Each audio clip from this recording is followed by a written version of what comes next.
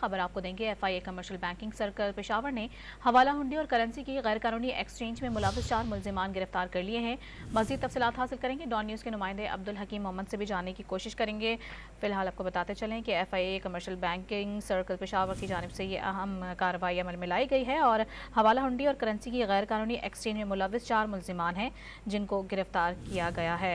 इस पर बात करेंगे। अब्दुल हकीम मोहम्मद से राबता बहाल हुआ है। जी हकीम, बताएगा मुल्जिमान से मुतालिक क्या तफसीलात सामने आई हैं? जी,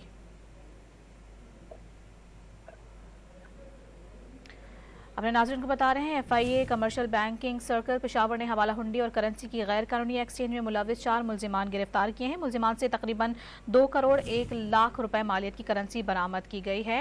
अब्दुल हकीम मोहम्मद से राबता बहाल हुआ है, उनसे मज़ीद तफसीलात जानेंगे। अब्दुल हकीम, मुल्जिमान से मुतालिक तफसीलात बताइएगा।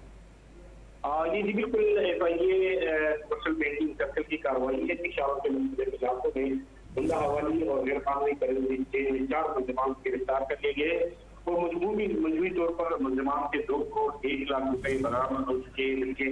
इसके अलावा मुल्जिमान से 1100 सऊदी रियाल और 1000 कतरी रियाल भी बरामद किए जा चुके। मुल्जिमान के खिलाफ मुकदमा दर्ज करके मजीद बहुत शुक्रिया अब्दुल हकीम आपका।